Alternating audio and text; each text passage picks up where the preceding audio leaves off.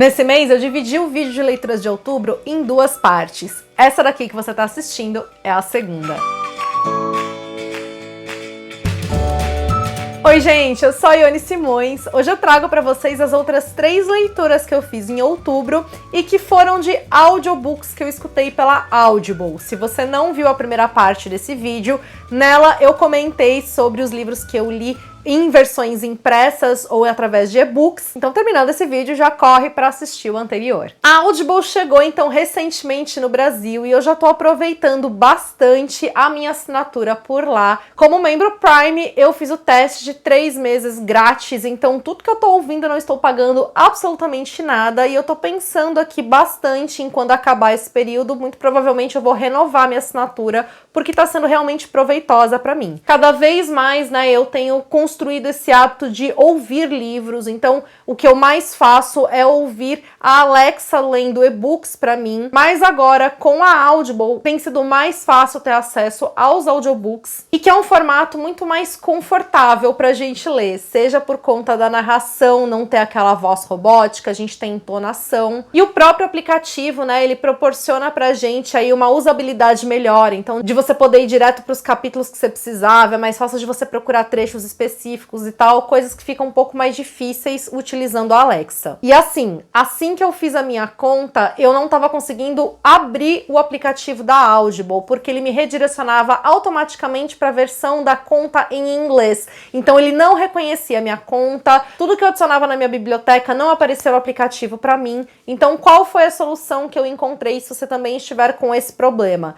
Deslogue da sua conta, porque aí você vai lá para a tela inicial e aí lá embaixo, perto do botão de login para você inserir seus dados, tem a opção da região em que você está. Então é só trocar para Brasil e aí sim, quando você fizer login na sua conta, você tem acesso direto à sua biblioteca e tá tudo certo.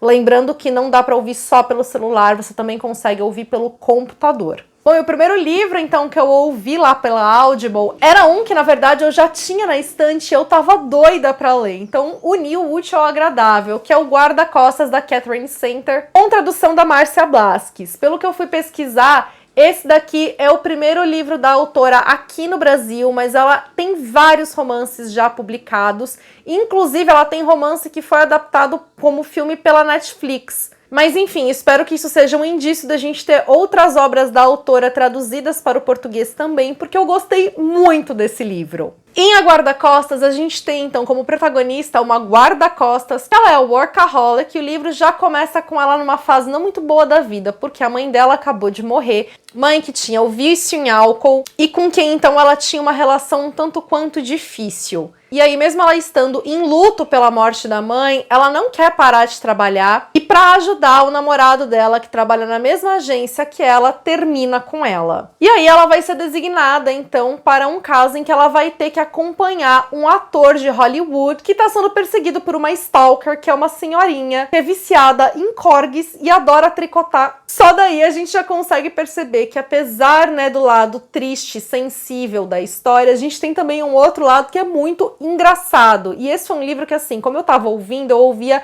em geral, eu ouço em geral na academia, né? Então, durante meus treinos, 4 vezes por semana, dá pra eu ouvir muita coisa. E era um livro que eu tinha, às vezes, que tomar cuidado para não dar risada alta enquanto eu tava treinando, porque tinham várias passagens que eram muito engraçadas, sejam pelos acontecimentos que a autora constrói, sejam pelos diálogos. Eu adorei os diálogos entre as personagens. E eu adorei como ela constrói cada uma dessas figuras também, né? Como ela faz com que a gente se envolva com elas, como ela vai trabalhando, né, as emoções de cada uma, pouco a pouco, como ela vai criando a química entre o casal.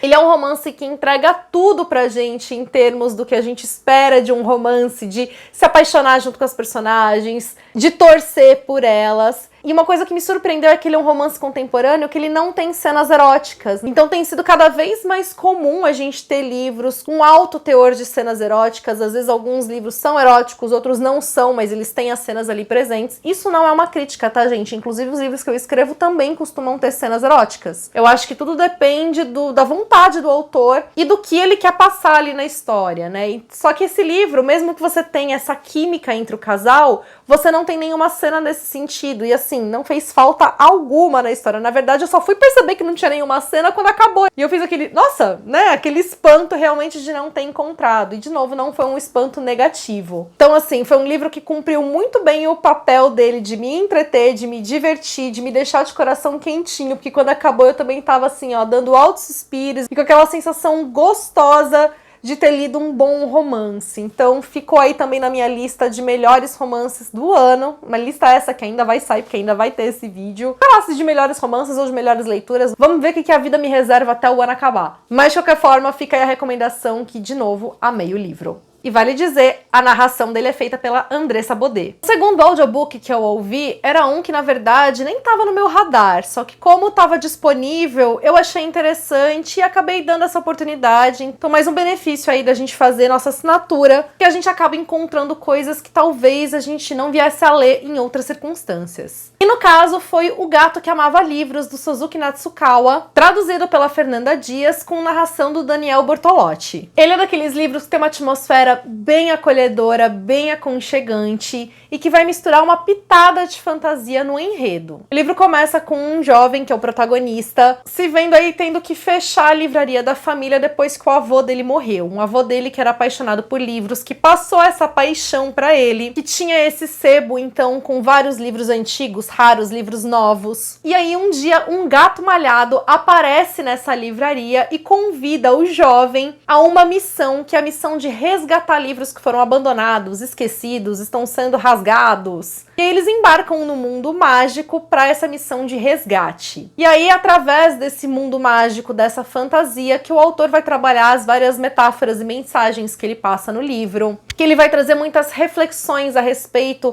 da literatura, do poder dela na sociedade, o quanto ela impacta cada pessoa, e mostrar então esse grande poder dos livros. E aí ele vai falar assim sobre o luto, sobre coragem, sobre a gente se arriscar as coisas na vida, e vai trazer essa grande homenagem à literatura. Só que para mim o que foi mais interessante de tudo isso é a forma de como ele aborda o quanto a gente tem consumido, o quanto a gente tem lido, encarado as leituras por conta do estilo de vida que a gente tem dentro da sociedade capitalista, em que o tempo e o valor de absolutamente tudo é medido através do lucro, do dinheiro. Então, quantas vezes a gente não se vê na ansiedade de ler as coisas porque a gente quer ler tudo que tem disponível, a gente compra coisas por impulso. Muitas vezes a gente não consegue aproveitar o que a gente tá lendo porque a gente tá pensando no próximo livro que a gente vai ler e a gente quer ler tudo porque a gente não quer ficar de fora das grandes tendências.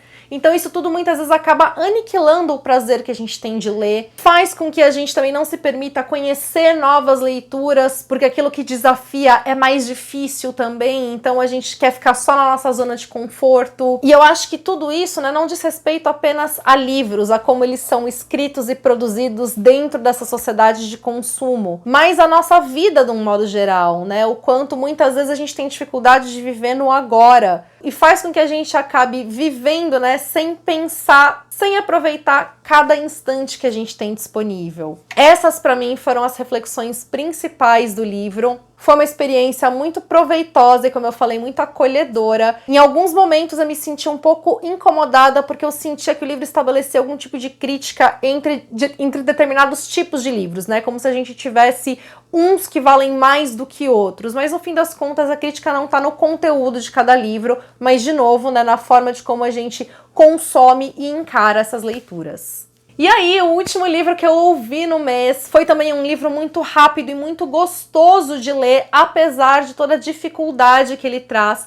E é um dos livros, né, mais comentados no momento, porque é a autobiografia da Britney Spears, A Mulher em Mim. Ele foi traduzido pela Cristiane Maruyama, é lançamento da editora Buzz, e ele é narrado pela Fabiana Ribeiro, e vale dizer, eu amei a narração dela. Ela traz uma empolgação, ela traz uma interpretação para tudo que tá lá, que tinha momentos que eu quase visualizava a Britney narrando. De todos esses livros, essa foi a narração que eu mais gostei. E assim, eu nunca fui fã da Britney Spears. Quando eu era adolescente, ela tava no auge ali do sucesso. Eu nem sei porquê, mas eu nem gostava dela. Muito provavelmente tinha a ver com a imagem que fizeram dela, né? Então associando ela a futilidade, a não ser uma boa artista. Sei lá, não sei quais eram os meus motivos, eu sei que eu não gostava de ouvir. Aquelas bobeiras também nossas, né, da imaturidade, de talvez a gente se preocupar com o que outras pessoas vão pensar por a gente gostar de determinadas coisas, que tem muito a ver também com o que a Britney narra aqui. Enfim, resultado é que eu demorei pra começar a ouvir Britney Spears. Hoje eu escuto Britney Spears, na minha adolescência eu não ouvia. E ouvir o audiobook dela só assim me deixou mais encantada e admirada por essa mulher e me fez ter mais vontade de consumir tudo aquilo que ela produz. Acho que um dos primeiros pontos aqui que chamou minha atenção é realmente em quando ela vai começar a contar a história dela, ou quando ela não consegue fazer isso falando apenas da infância dela, do nascimento dela, mas como ela volta as gerações para contar a história dos avós, dos pais, até chegar nela, né? Eu acho que só aí faz a gente pensar, a gente refletir o quanto as nossas histórias não começam no nosso nascimento, né? Vem muito antes da gente. Tudo o que cada geração vai vivendo impacta a geração seguinte e tem muito a ver em como a gente se transforma, em quem a gente é, em tudo aquilo que a gente absorve, nas relações que a gente constrói. Então a gente realmente ouve tudo sobre a vida dela, desde a infância até agora a vida adulta, passando em tudo que ela precisou viver, né, até conquistar a fama, como foi esse auge, os bastidores e como que no fim das contas ela acabou vivendo aí sob a curatela do pai dela por tantos anos e como ela por fim se libertou disso. Que história difícil, né? A gente pensar em tudo que essa mulher foi submetida, os absurdos, os detalhes que ela dá.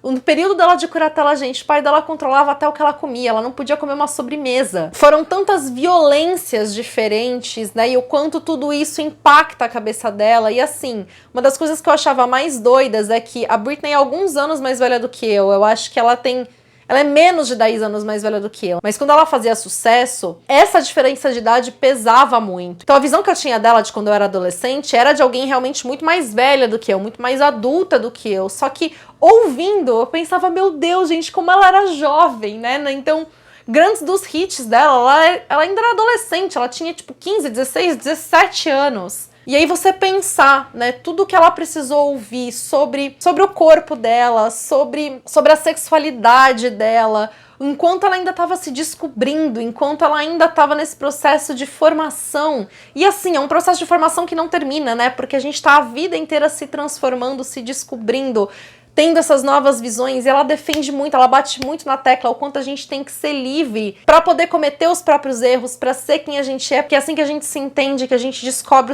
os próprios limites.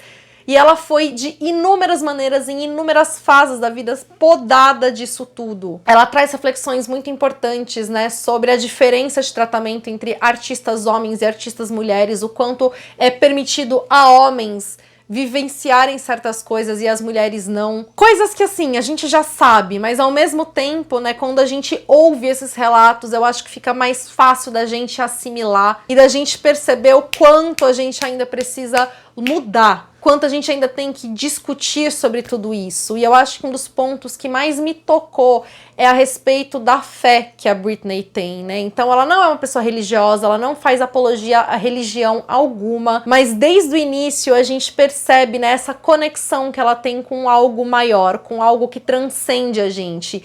Isso me emocionou demais, conversou demais comigo, porque é uma visão que eu também compartilho muito, e o quanto, em grande parte, ela coloca essa visão na arte, na música. A perspectiva que eu tive dela como artista, com a sensibilidade que ela tem, mudou assim completamente. Porque, de novo, eu achei tudo isso muito bonito, muito verdadeiro e que também conversa muito comigo, como alguém, né, que trabalha com arte, no caso, escrevendo. Mas ela sente a música de uma forma muito parecida que eu também sinto, seja música, seja escrita, seja arte no modo geral. Enfim, eu terminei o livro com a sensação de que é impossível não admirar essa mulher, não ter vontade de dar um abraço nela e de torcer para que os próximos anos ela consiga viver com toda a liberdade que ela merece e se recupere também, né, de todos os traumas que ela sofreu ao longo de todas as décadas de vida dela, seja desde a infância, durante a adolescência e principalmente durante a vida adulta.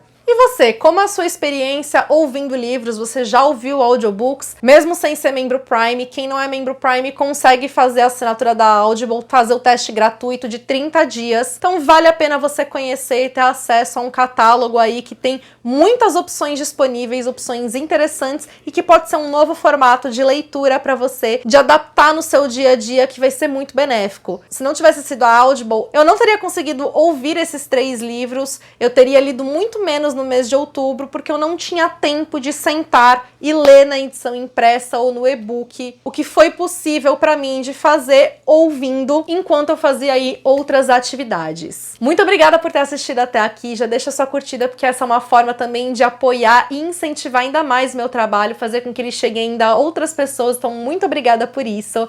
Se você tá chegando aqui no canal agora, seja bem-vindo, seja bem-vinda, já aproveita para se inscrever e ativar o sininho para não perder notificação de vídeos novos e me acompanha nas demais redes sociais, que por lá nosso contato é ainda mais próximo. Beijos para todo mundo, até o próximo vídeo.